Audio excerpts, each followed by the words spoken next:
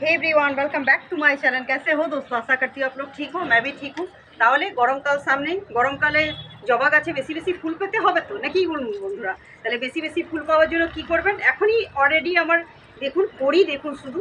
আর গাছগুলো কি হেলদি দেখুন, ডালগুলো যত সতেজ, পাতাগুলো তত সতেজ আর তত হেলদি গাছ। আর ফুলগুলো তো কালারগুলো তো বলারই নেই, অরেঞ্জ কালার হয়ে আছে। টপিক্যাল জবাটা কতটা সুন্দর, কতটা বিউটি।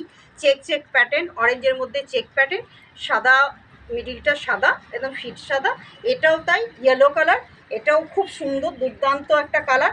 এটাও মিডিলটা সাদা দেখতে পাচ্ছেন বন্ধুরা। আর কত সুন্দর দেখতে পাচ্ছেন, কড়ি দেখুন শুধু, কড়িতে কড়িতে ভর্তি। আমি বলবো না, শুধু আপনারা বলবেন যে কীরকম আমার গাছগুলো হেলদি, তুষ্টপুষ্ট। আমার গাছ আমি তো ভালো বলবো, এটা স্বাভাবিক, কিন্তু আপনারা যখন বলবেন ওটা বেশি ভালো লাগবে। তাহলে গরমকালে বেশি বেশি ফুল পেতে গেলে জবা গাছে এখন থেকে কেয়ার শুরু। তাহলে কি করব, আমি মাটিটা অবশ্যই করে আলগা করে রাখবো, যেটা আপনাদের সবসময় বলে রাখি বন্ধু। হ্যাঁ, সরষের খোল তো দিতেই হবে। কলা চোখা ভেজানো জলটা অবশ্যই করে গরমকালে মাস্ট, সেটা আপনাদের অবশ্যই অবশ্যই করে দিতে হবে। ডিএপি দানা দিয়েছিলাম এতদিন শীতকালে, দেখছিলেন আমি এটাকে এরকম চালিয়ে যাচ্ছিলাম। শীতকাল ভর্তিও আমি ফুল পেয়েছি জবা গাছে, আমাকে নারাজ করেনি এই গাছ। তো আমি এটাতে গোবর সারটা অবশ্যই করে দেবো।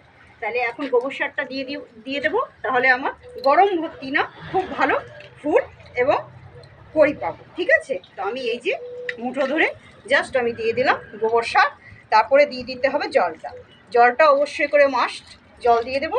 এবারে গোটা গরম ভর্তি আমাকে ফুলে ফুলে ভরিয়ে রাখবে এই গরমের রানী। তাহলে কীরকম হয়েছে অবশ্যই করে দেখাবেন আমার এই জবা গাছগুলো। এটা অবশ্যই লক্ষ্মী জবা, এটাও দেখে নিন কত সুন্দর দেখতে, এটাও সাদা আর পিঙ্ক, এটাও প্যাটার্নটাও খুব সুন্দর।